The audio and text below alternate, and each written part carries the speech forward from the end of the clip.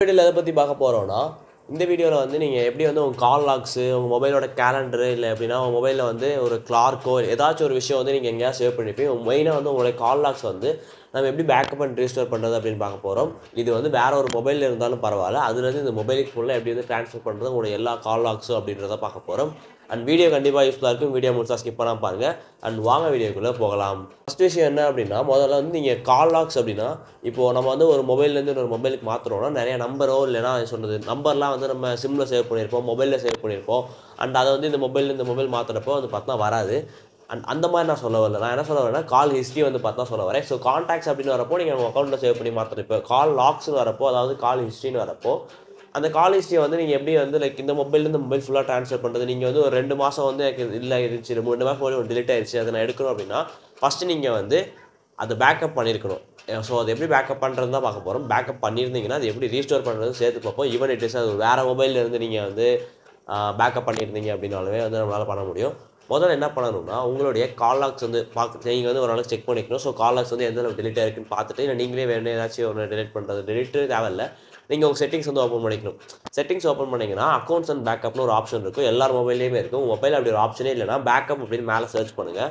பேக்கப்னு search பண்ணிங்க அப்படின்னா உங்களுக்கு வந்து நீங்கள் பேக்கப்போட சூஸ் பண்ண அக்கௌண்ட் வரும். இல்லைனா உங்களுக்கு எந்த அக்கௌண்ட்டில் அது எல்லாமே போய் சேரணுமோ அந்த அக்கௌண்ட்டை நீங்கள் வந்து சூஸ் பண்ணிக்கோங்க.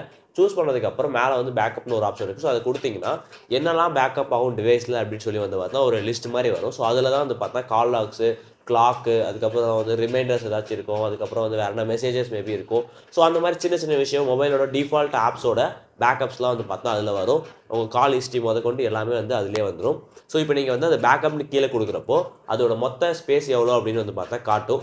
அந்த மொத்த ஸ்பேஸுமே உங்களுடைய மெயின் மொபைல் டேட்டாலேருந்து வந்து பார்த்தா எடுக்க செய்யும். ஸோ 1 GB காட்டுது அப்படின்னா அந்த 1 GB உங்களுடைய நெட்லேருந்து அந்த 1 GB எடுத்து உங்களுடைய அக்கௌண்ட்டில் வந்து பார்த்தா மொத்தமாக வந்து இதாயிரும், ட்ரான்ஸ்ஃபர் ஆயிரும். அது எல்லாமே வந்து பார்த்தா பேக்கப் ஆயிரும். உங்களுடைய நீங்கள் எந்த அக்கௌண்ட்டை சூஸ் பண்ணியிருக்கீங்களோ அந்த அக்கௌண்ட்டில் வந்து ட்ரான்ஸ்ஃபர் ஆயிரும்.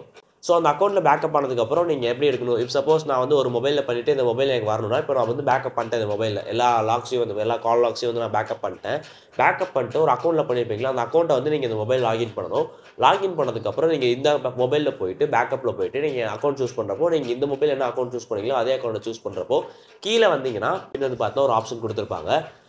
ரீஸ்டோர் ஃப்ரம் அனதர் டிவைஸ் அப்படின்னாலும் ஒன்று தான். லைக் ரீஸ்டோர் கொடுத்தீங்கன்னா நீங்கள் கடைசியாக வந்து எந்த மொபைலில் அந்த அக்கௌண்ட் யூஸ் பண்ணி பேக்கப் எடுத்தீங்க அப்படின்னு சொல்லி அந்த இடத்துல வந்து பார்த்தா காட்டும். ஸோ எந்த மொபைலில் நீங்கள் யூஸ் பண்ணி எடுத்தீங்களோ எந்த மொபைலில் அந்த அக்கௌண்ட் கடைசியாக யூஸ் பண்ணி நீங்கள் பேக்கப் பண்ணீங்களோ அந்த அக்கௌண்ட் வந்து பார்த்தா காட்டும். அதுக்கப்புறம் கீழே ரிஸ்டோர் நவுன்னு கொடுத்தீங்க அப்படின்னா அந்த மொபைலில் பேக்கப்பான எல்லா விஷயமே வந்து இந்த மொபைல், அதாவது இந்த அக்கௌண்ட்டில் வந்து பார்த்தா வரும். ஸோ இந்த மொபைல் டு இந்த மொபைல் அந்த அக்கௌண்ட்டை நீங்கள் லாகின் பண்ணி அதை ரீஸ்டோர் கொடுக்குறப்போ நீங்கள் இதில் என்னெல்லாம் பேக்கப் பண்ணிங்களோ எல்லாமே வந்து பார்த்தா இதில் வந்துடும்.